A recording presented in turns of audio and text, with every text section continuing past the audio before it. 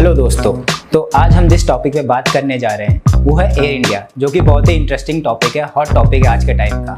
तो हम बात करेंगे वो एयरलाइंस जो 1900s के टाइम पे टॉप पे थी, वो इतनी नीचे कैसे आ गई। जब सिंगापुर एयरलाइंस स्टार्टिंग में थी, अपना स्टार्ट किया था उन्होंने बिजनेस, तो उन्होंने एयर इंडिया का मॉडल फॉलो किया था। तो आज ऐसा क्या हुआ कि एयर इंडिया 70,000 करोड़ के लॉस में, जिसको गवर्नमेंट ने बिड करके टाटा एंड सन्स को वापस कर दिया है। तो आज हम जानेंगे इसके बारे में। तो इसकी स्टार्ट होती है 1932 से, जब जमशेदजी टाटा ने एयर इंडिया की स्थापना की।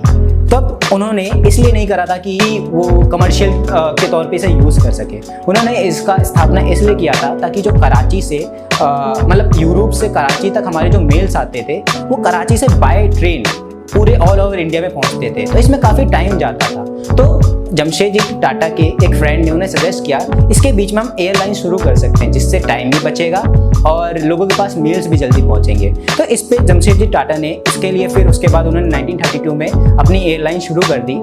उसके बाद कंपनी ने ज़बरदस्त ग्रोथ दिखाई, साल बाय साल कंपनी का प्रॉफिट्स ग्रो करता गया। उसके बाद रतन टाटा को लगा हम एयरलाइंस के बिजनेस को अपने और बढ़ाते हैं, और उन्होंने कमर्शियली भी इसको यूज़ करना शुरू करा। उसके बाद कंपनी के प्रॉफिट्स ग्रो करते गए, अगेन कंपनी बहुत ही ऊंचाइयों पे गई। बाहर की जितनी एयरलाइंस है उनको कंपटीशन टाटा को देना बहुत मुश्किल हो गया था उस टाइम पे। फिर आफ्टर इंडिपेंडेंस क्या हुआ, नेहरू जी ने सोचा कि हम अपनी जितनी भी इंडस्ट्रीज है उनको नेशनलाइज करने की सोची नेहरू जी ने, तो उसके अंदर एयर इंडिया भी शामिल हो गई। वैसे नेहरू जी और जमशेदजी टाटा काफ़ी अच्छे दोस्त थे, बट उसके बाद भी नेहरू जी ने एयर इंडिया को नेशनलाइजेशन के अंदर डाल दिया। इसके बाद जमशेदजी टाटा ने भी एक बहुत बड़ा स्टेटमेंट दिया, Nehru has stabbed in on my back. इसका मतलब नेहरू ने मेरे पीठ पे खंजर भोंका। ये एक बहुत ही बड़ा स्टेटमेंट था, जबकि वो दोनों बहुत ही अच्छे दोस्त भी हुआ करते थे उस टाइम पे। फिर उसके बाद नेशनलाइज होने के बाद भी एयर इंडिया का चेयरमैन टाटा को ही रहने दिया। उसके बाद भी टाटा उसके कार्यभार को संभाल रहे थे, बट आफ्टर 1970s जब गवर्नमेंट चेंज हुई तो जमशेदजी टाटा को चेयरमैन के पद से उसके बाद हटा दिया। आपने सुना ही होगा उस टाइम पे जो एयर इंडिया की जो सर्विसेज थी इतनी अच्छी थी, लोग ये स्टेटमेंट देते थे, आप पैलेस इन द एयर, अगर जो आपको ताज का खाना खाना है तो आप एयर इंडिया में चले, वहाँ पे आपको अच्छी सर्विसेज प्रोवाइड होंगी। तो लोग सर्विसेज लेने के लिए ही एयर इंडिया में फ्लाइट में ट्रैवल कर लिया करते थे उस टाइम पे।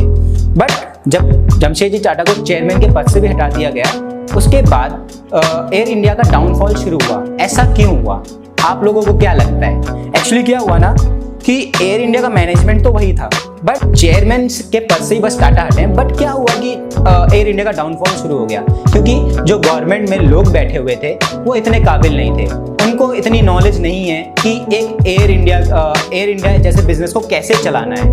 उन्होंने जैसे तैसे हायरिंग शुरू कर दी, हायरिंग शुरू कर दी, और सर्विसेज के नाम पे कुछ नहीं बचा। सर्विसेज एयर इंडिया की डाउनफॉल होती चली गई, नीचे गिरती चली गई। फिर उसके बाद धीरे धीरे 90s में एयर इंडिया की सर्विसेज इतनी खराब हो गई, इतनी खराब स्थिति में आ गई कि अब एयर इंडिया की मार्केट में बुराइयां चालू हो गई।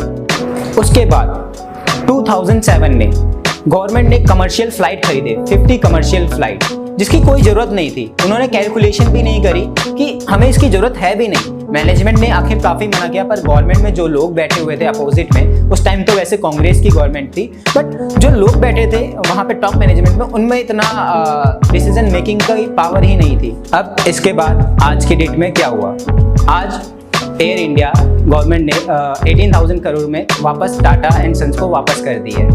इसमें लोग काफ़ी खुशी भी देख रहे हैं, बट आपको क्या लगता है टाटा ने इसे परचेज क्यों किया?